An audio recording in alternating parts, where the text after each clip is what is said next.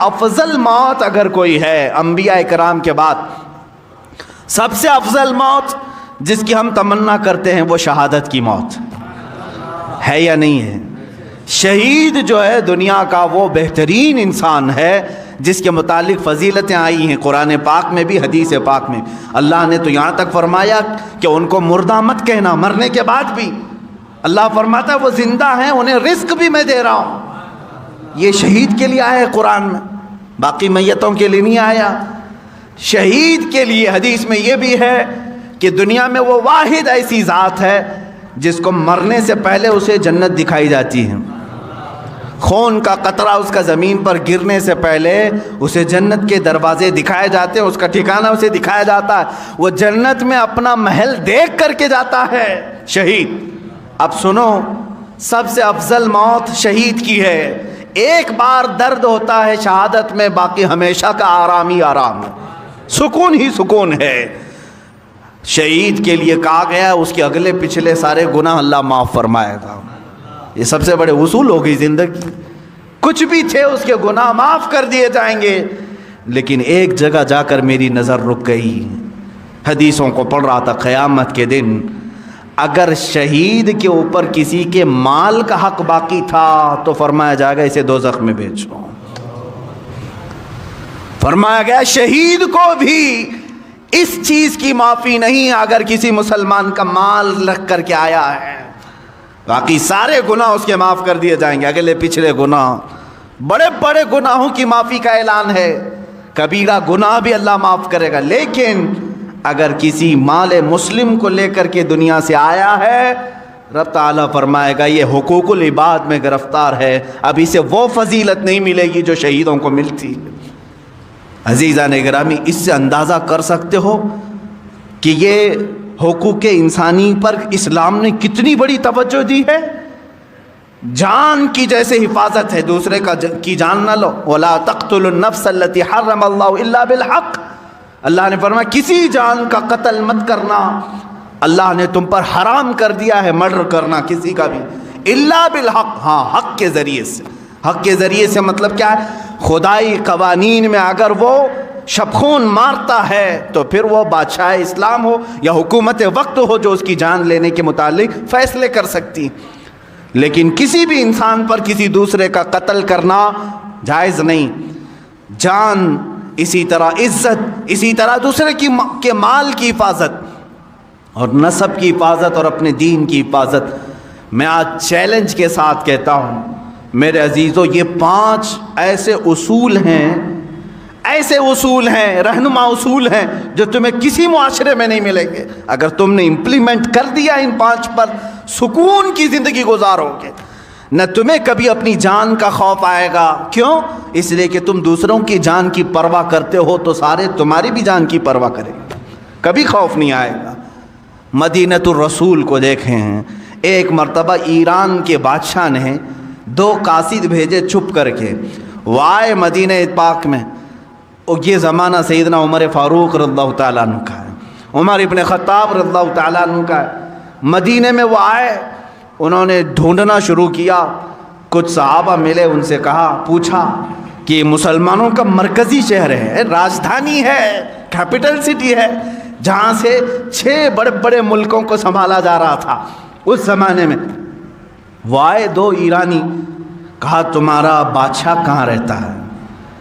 تمہارا بادشاہ کہاں رہتا ہے؟ صحابہ ہنسنے لگے، کہا ہمارا بادشاہ نہیں ہوتا، ہمارا بادشاہ نہیں ہوتا۔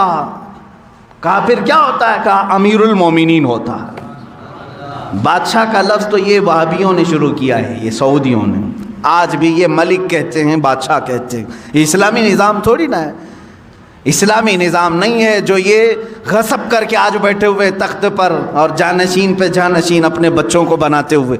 اسلام نے ایسا کبھی نظام نہیں رکھا۔ اگر جانشین بیٹا ہی بادشاہ بننا ہوتا تو صدیق اکبر کی بھی بیٹے تھے، عمر فاروق کی بھی بیٹے تھے، انہوں نے کبھی اپنے بعد اپنے بیٹوں کو تخت پر نہیں بٹھایا۔ کہا یہ امت مصطفیٰ فیصلہ کرے گی، جو ان میں سب سے افضل ہوگا وہ اس کی باغ ڈور سنبھالے گا، بادشاہ نہیں ہوتا ہمارا۔ کہا ٹھیک ہے، بادشاہ نے امیر المومنین، چلو ٹھیک ہے امیر المومنین تمہارے یہاں بولنے کا لفظ الگ ہوگا. اچھا اس کا محل کہاں ہے؟ وہ پھر مسکرائے.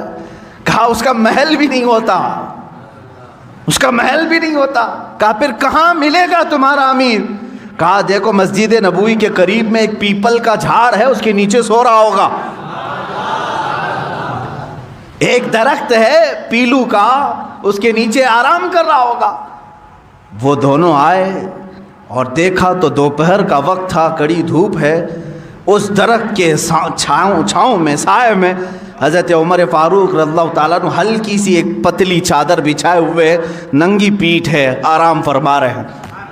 دیکھ کر کے وہ ہیبت زدہ رہ گئے. یہی عمر ہے جس سے قیصر و کسریٰ تھرا رہے ہیں, وہ کپ کپی ہے ان کے اندر, اور یہ یہاں تنہا سو رہا ہے. اسی اسنا میں حضرت عمر فاروق رضی اللہ تعالیٰ عنہ کی آنکھ کھل گئی. آپ نے پوچھا تم لوگ قاصد بن کر کے آئے ہو اور دل میں سوچ رہے ہوگے کہ ابھی چاہیں تو ہم حملہ کر لیں. وہ ڈر گئے, کانپنے لگے. حضرت عمر فاروق رضی اللہ تعالیٰ عنہ نے فرمایا یاد رکھو ہم نے اپنے تخت خلافت کو کسی کے خون پر نہیں بٹھایا جیسے تمہارے بادشاہوں نے جمع کر رکھا ہے. ہم دوسروں کے جان کی حفاظت کرتے ہیں, سارے ہماری جان کی بھی حفاظت کرتے ہیں. جب تم مسلمان کی اور دیگر مخلوق کے جان کی حفاظت کرو گے, اللہ تمہارے جان کی حفاظت کرے گا. اللہ رب العزت میری حفاظت میں, جب تک رب تعالیٰ نہ چاہے مجھ پر کچھ نہیں ہوگا. یہ توکل تھا, وہ یقین تھا. اور مدینہ طیبہ میں اس طرح سے آرام سے رہنے کی ایک وجہ یہی تھی کہ ان کا دل اندر سے پاک تھا کہ ہم سب کسی دوسرے کی جان کی ہم اس طرح سے بے حرمتی کرنا نہیں چاہتے. تو اللہ تعالیٰ جب تک نہ چاہے ہمارے ساتھ کچھ برا نہیں ہوگا. میرے عزیزو, آج کے حالات پر میں تھوڑی سی بات یہ کر دوں. یہ اسلامی اصول ہیں جو میں نے بتائے, ہیومن رائٹس کا سب سے بڑا سبق ہے اسلام میں. لیکن جو ہیومن رائٹس کے سب سے بڑے علمبردار ہیں آج, وہ امریکہ ہو, یورپ ہو یا یو این اے, جس میں 1948 میں ایک اعلامیہ جاری کیا گیا تھا سن 1948 میں کہ ہر ایک دنیا میں رہنے والے انسان کو کچھ فنڈامنٹل رائٹس ہیں.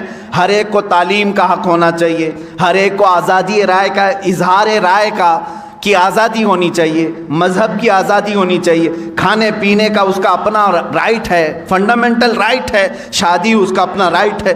یہ سب ایک اصول بنا کب؟ 1948 میں. اس سے پہلے کہاں تھے؟ ایک دوسرے کا حق مار رہے تھے. چلو ٹھیک ہے ہم مان لیتے ہیں 1948 کے بعد ہیومن رائٹس تمہیں پوری دنیا میں پھیلانے کا ایک شوق تو آیا, لیکن 70 سال کے بعد بھی امپلیمنٹ نہیں کر سکے. آج تک نہیں کر سکے. دادا گیری, گنڈا گردی آج بھی جاری ہے.